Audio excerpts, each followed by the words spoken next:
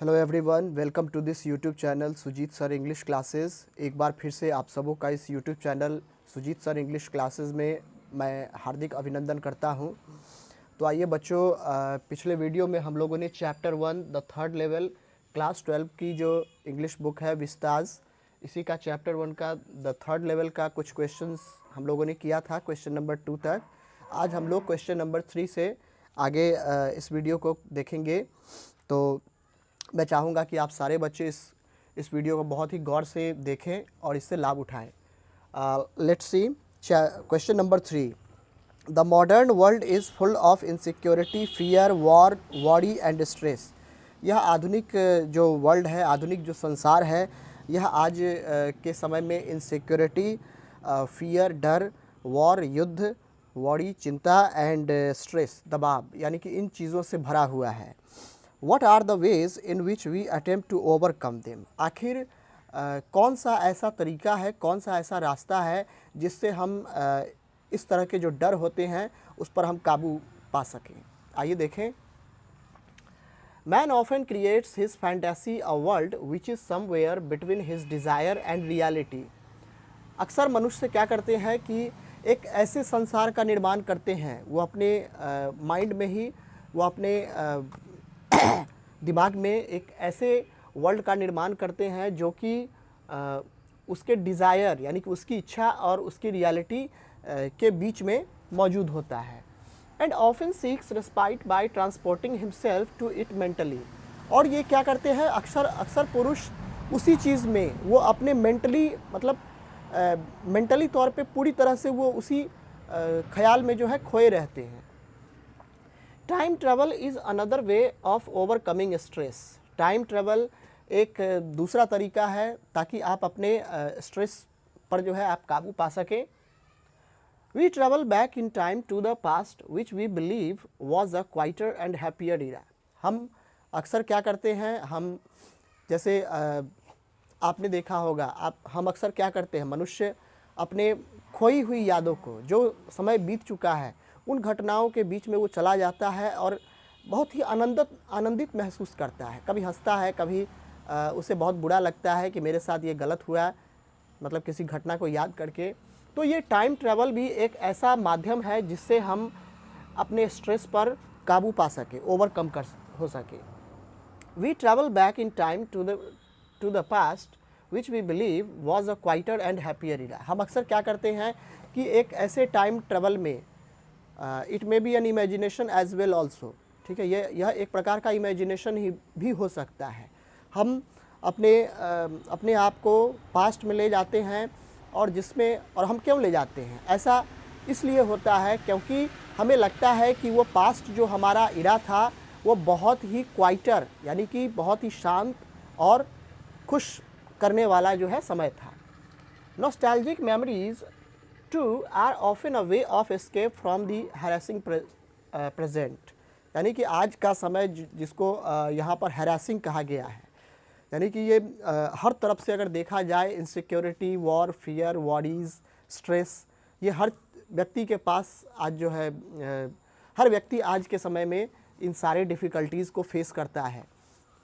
तो इससे बचने का एक और तरीका है नॉस्टैल्जिक मेमोरीज़, ठीक है। आपकी जो खोई हुई यादें हैं, जो भूली बिसरे हुए जो यादें हैं, आप उसको याद करके आप खुद में खुश हो सकते हैं।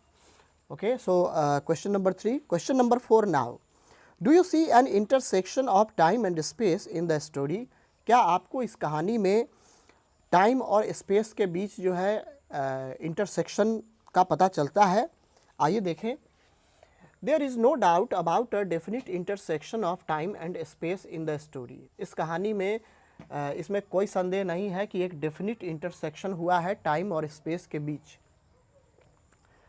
Charlie goes to the third level. Charlie इस स्टोरी में क्या करता है, तीसरे लेवल में जाता है। He travels back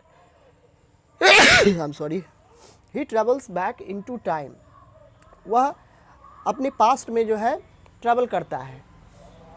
Even though the place is the same, yet it appears as a different place. यद्यपि वह जगह जो था काफ़ी एक ही समान लगता था, लेकिन but as it was yet it appears as a different place, लेकिन फिर भी वह जगह जो है एक बहुत ही अजीबोगरीब या एक अलग प्रकार का जो है दिखता है। It is as it was in 1894, यानी कि 1894 में जैसा गेल्सबर्ग हुआ करता था वैसा ही एकदम दिखता है इस कहानी में भी। Likewise in the same way Sam reaches Galesburg, उसी प्रकार क्या होता है कि Sam who is the psychiatrist friend of the author, author के ये साइकेट्रिस्ट फ्रेंड हैं सैम, तो उसी तरह से सैम जो है गेल्सबर्ग इलिनोइस के शहर पहुंचता है। But it is not modern Galesburg, लेकिन आज का जो गेल्सबर्ग है उस गेल्सबर्ग शहर में नहीं बल्कि उस समय के 1894 के, बट द गेल्सबर्ग ऑफ 1894, लेकिन यह गेल्सबर्ग मॉडर्न एज का नहीं था बल्कि 1894 का था। Right, okay. Question number 5, apparent illogicality sometimes turns out to be a futuristic projection, discuss. आइए देखिए इस क्वेश्चन का answer. There is no doubt that whatever man has achieved began with an idea, इसमें कोई संदेह नहीं है कि आज मनुष्य जो यहाँ तक पहुँचा है उसके पीछे एक न एक विचार आया होगा, यानी कि सबसे पहले जैसे आग का आविष्कार हुआ, ठीक है, तो उसके पीछे भी एक आइडिया रहा होगा कि ये आग कैसे जलता है, हम कैसे खाना पका सकते हैं, भोजन हमारा कैसे स्वादिष्ट बने।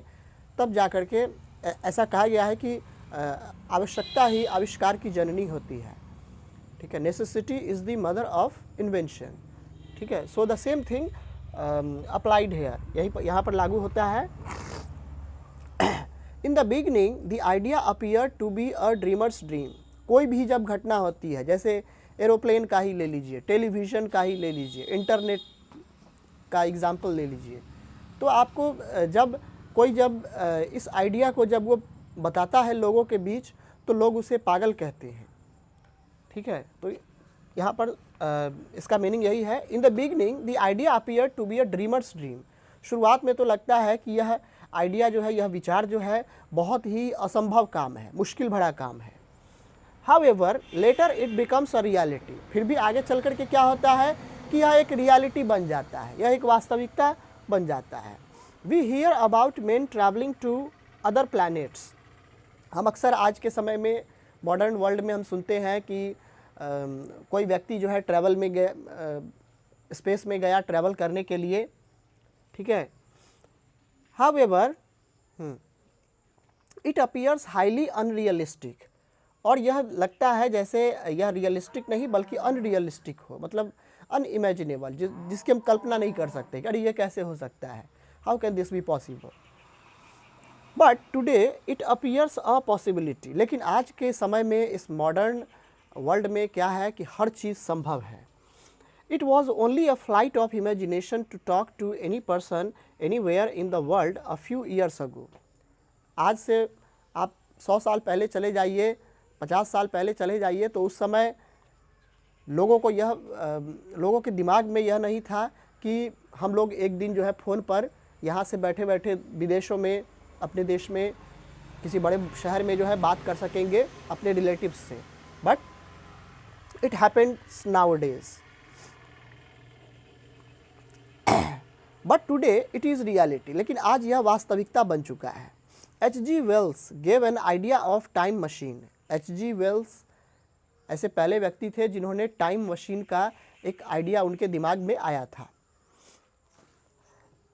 It looks illogical, time machine की अगर बात करें तो इसमें कोई लॉजिक वगैरह नहीं दिखता है।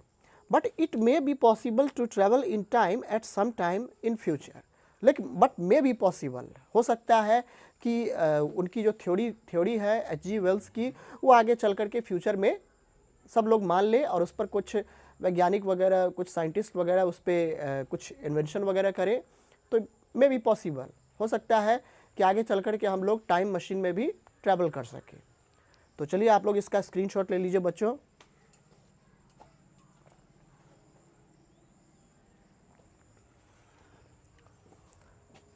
तो आई होप आपने इसका स्क्रीनशॉट ले लिया होगा। आपको ये वीडियो कैसा लगा कमेंट करके ज़रूर बताएं, और ज़्यादा से ज़्यादा इस वीडियो को अपने दोस्तों, अपने रिलेटिव्स के साथ जो क्लास 12 में होंगे उनके पास पहुंचाएं, ताकि उन्हें भी इस वीडियो से लाभ मिल सके। तो आज के इस वीडियो में इतना ही, मिलते हैं नेक्स्ट वीडियो में। Till then, thank you, God bless you and have a good day.